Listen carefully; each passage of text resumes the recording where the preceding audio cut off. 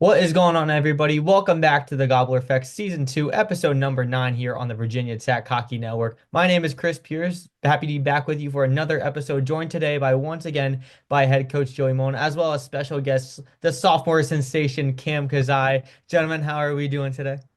Doing Yeah, good. thank you. Well, a brand new episode of the Gobbler Effect means a brand new week for Virginia Tech hockey. You guys square off against a familiar foe in the Wake Forest Demon Deacs, though. Before we get into that, let's discuss the season so far and how we got here. Coach, I'm going to start with you. The team is 13-1-1 through 15 games this season. At any point prior to the season start, did you think this could be a reality of this team doing so well heading into now November? I mean, I thought we were going to be good this year, just knowing the 6 or 7 freshmen that we knew were coming in. Zach Stewart's been a pleasant surprise. No one really recruited him. He just kind of showed up and was really good in tryouts. He's been really good so far this year. And Tucker Forrest was kind of the same. Didn't know he was coming till real late. He hadn't even made his decision till like almost May. So kind of one of those things that kind of fell into our lap and given us 3 good goalies that we can roll out every night. And I mean, we knew Austin Hearn was coming in. We knew Max Sullivan were coming in. So we knew what they were like. I knew JH from Gavin. He had talked to me a lot about him. So we kind of knew where he was going to be.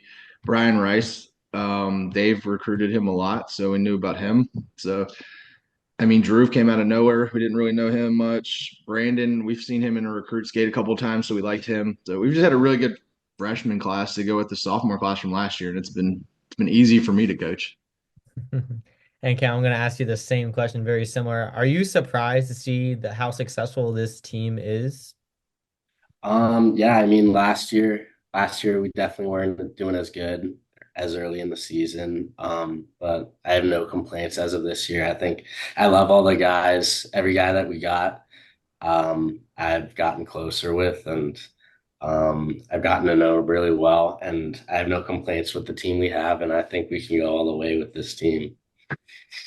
Yeah, I mean, talking about like last year, you were the ACCHL rookie. They're a phenomenal freshman season, and now building on that this season, you're second on the team in points. I believe second in the nation in points was like a week or two ago. I mean, what do you think is your main driver for you personally and building off that last season for you this season? Last year it was definitely to get that ACC Rookie of the Year. That was my goal going into that year. This year it's to help this team win, and I'm just trying to get as far as we can go. And we had a disappointing end of the season last year, going out in the first round in the ACC playoffs to no other than NC State. And yeah, I just hope to go farther this year. And I think we can go regionals, nationals with the team we got. And we even got some ACC Rookie of the Years this year, don't we? I mean, who knows? We might. We might. But I mean, coach, talking about Cam and his accomplishments and what he's done so far, what is it like behind the bench seeing all this and his evolution in his playing style? I think the most fun thing for me to watch when he plays is just how hard he works. Like, I've never seen a kid come off an offensive zone face off that we lose and beat every defenseman to the corner to get the puck first. It's wild. And then watching him and Doozy, just they get like it's almost like they get better every game. They're like putting up video game numbers. It's fun. They're easy to coach. They love killing penalties, so it's fun seeing them out there doing that. I want to say Cam is tied for 20th all time in tech scoring already in his sophomore year. So he'll be breathing down Doozy's record pretty soon. Yeah, I mean, speaking about Cam and Doozy, I mean, it's like the dynamic duo. We talk about it almost every single game. I mean, Cam, what has the relationship between you and Doozy been like in your 2 years? Well, coming into playing for the Hokies, we played for the same coach and play same organization at Team Maryland, and we were both coached by Tony Orchek, and I think that's kind of what our game is built on. He's a really good coach, and um, we all have the same system. And JH also was coached by him, so come bringing him into the team was really easy. We kind of if I don't know if you noticed, but on the power play, we've been working pretty well together. I think the passes are just smooth, and the chemistry is just building every practice, every game with Peduzzi and now JH too.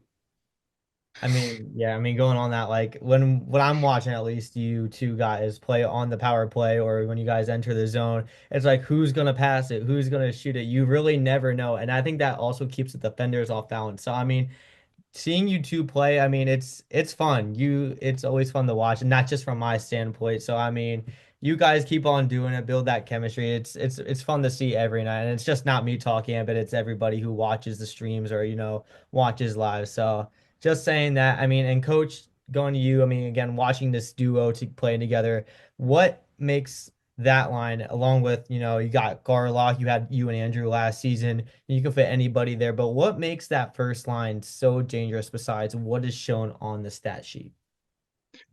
Think that they do the little things. So they make sure they always get the puck out. They're back on defense. And when you play the game the right way, do the little things, the offense just comes easy.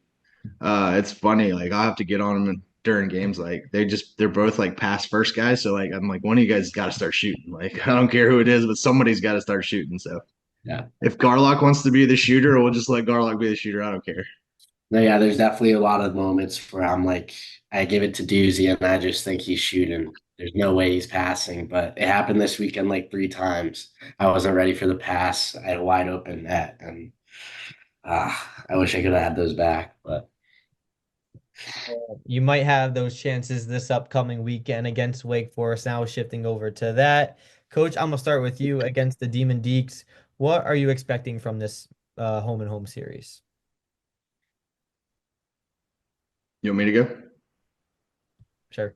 Sure. I mean, they're a team that's kind of given us fits the last couple years. They've recruited well. Their new coach has brought in a lot of New England kids, so they have some kids that can really play. I think if we just come out and push the pace, it's hard for a lot of teams to keep up with us for 60 minutes. I mean, we got four lines that can just like flat out skate. There's not much drop off really. I mean, we got I think 13 or 14 guys that already have double digit points this year. There's like four or five more knocking on the door of that. So when you're getting scoring from every line every game, makes it hard to play against. Mhm. Yeah, I mean, you guys welcome the Wake Forest Demon Deacs on Friday. They're coming in on a bit of a hot streak, winners of six in a row. You guys had a 13-game winning streak that got snapped against Penn State 2 Sundays ago. So knowing how, you guys had your streak, how do you plan on, preventing Wake Forest's streak from continuing into the weekend and potentially further? I mean, even during our streak, we never really. I mean, it was cool. We didn't really talk about it much. It was just the next game. I thought they did a good job in our showcase of win every period. Like they just broke it into little games, and the more of those you stack up, the more wins you're going to stack up. So I don't worry about what a team's done record wise. Really, anybody can beat anybody. We saw that. Like Wake Forest beat Delaware. Delaware turns around and beats Cincinnati, who's apparently going D1 next year. So it's wild. Anybody beats anybody. I mean, not to mention we beat Delaware too. So, just want to add that in there. But they're coming in on as I mentioned, 16 win streak. They've outscored their opponents 32-14 in those 6 games. Now switching over to kind of the defensive side, what are you telling your guys in practice this week? Staying defensive ready, or telling your offense, attack the have a stronger forecheck, or what are you doing in practice this week? I mean, I think we're hard to play against anyway because if you look at our goal differential, we're like plus 61 on the season. So we scored like I think it's 91 goals, 92 goals already this year, and we've given up less than 30, right at 30. So it's going to be hard. We can score and we keep the puck out of our net. So as long as our goalies keep playing well, I mean, literally we've lost 2 games this year by combined 2 goals. And we've trailed in our last 14 games, maybe 5 minutes total. So when we come out and we get an early lead, it's hard to keep up with us because we just keep pushing. Just want to side note that, yeah, we were outscoring opponents by 61. We scored 92 and we've allowed 31. So there you go.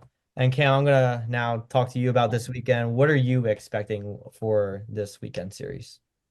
Well, I'm just hoping that we play our game and we don't normally against I think Wake Forest is in our division, and one of the goals we have this year is to not lose to teams outside of our division or lower than our division. So I just hope we don't play down to our opponents and we just play our own game. And I think coming out this weekend we can be 2-0 and continue another win streak. You have a specific message that you usually say to the team before the game, or what is the message for the team this week? Well, that's normally given by the season the A's, but I don't have one of those. But I'm just saying play our game and I don't know, just come out fast. When we come out fast, no one can stop us, and get another early lead is really important, to my opinion. And because then we just have to keep. We can either keep going or we just got to stop them from scoring, and we win.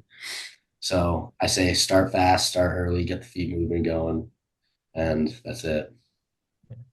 Well, last question for the both of you. You guys obviously have a lot of time off coming up. You know, you had this past week off, and then you got this weekend against Wake Forest, and then you got a couple weeks off. So then you face Denison in December, then you got winter break. So a lot of time off in between games. So my question is, what is the message that you guys want to send, or Kim, you as a player want to keep intact, to mentally and physically and preparing to over this break, focus on what's going on in preparation for a tough home stretch with again that January gauntlet that's just awaiting you guys. You want me to go? Good. Yeah. Well, I think over the break we all need to get on the ice. Maybe a bunch of us live in Nova or like Southern Maryland area, and I think we need to get on the ice over that break, even before our winter training that we have before the games. And I think just eating healthy, not giving into those like Christmas grandma treats. I know I'm gonna have a few cookies, but hopefully I can constrain or like hold myself against them. I don't know, but yeah, I think we just need to stay consistent, eat healthy, and work hard, lift over the break, and get on the ice a few times, and come back for the winter training ready to go. And we're gonna go all out because I know everybody on the team wants to win this game outdoors. So I think that's my message. Yeah, I think they'll be motivated. I mean, the cool thing is like we had an off weekend, but we've practiced the last 2 weeks. Like we'll play this weekend, we'll practice next week, and then have a full week off, come back, get a couple skates in before Denison, and then literally it's probably 20 days and we're back skating. I mean, we play on the 7th and then we're back on like the 30th. So 23 weeks and we're back and ready to go. And then it's just a sprint at that point. I mean, you're talking about 8 games in like 4 weeks. I mean, it's just nonstop. And then the playoffs are the weekend after that. Like the end of the year goes quick. So I think the time off now is going to play dividends for us, keep people healthy. No one's saying we got one guy a little banged up, but he's on the way back. I think he'll be back in December. And then we got a full roster, so I think they'll be ready. These are all games like right now that will tighten up. I mean, it's going to get tight with the lineup going into January. So these last 4 games, people are going to be putting on a bit of a show to say they deserve that outdoor game because it's going to be tough to fill that roster. Yeah, well, we're ready to see it. We'll see what happens. Well, that'll do it for episode number 9 of the Gobbler Effect here on the Virginia Tech Hockey Network. Don't forget to hit the like button and subscribe here on the channel, as well as click the notification bell for live stream and content updates this season. Cam, Coach Mullen, thank you again for joining us. Folks, don't forget to tune in this Friday as the Virginia Tech Hokies take on the Wake Forest Demon Deacons at the Lot for Veteran Appreciation Night. You guys can watch the game live here on the Virginia Tech Network starting at 7 o'clock with puck drop set for 7:30. Until next time, guys, go Hokies.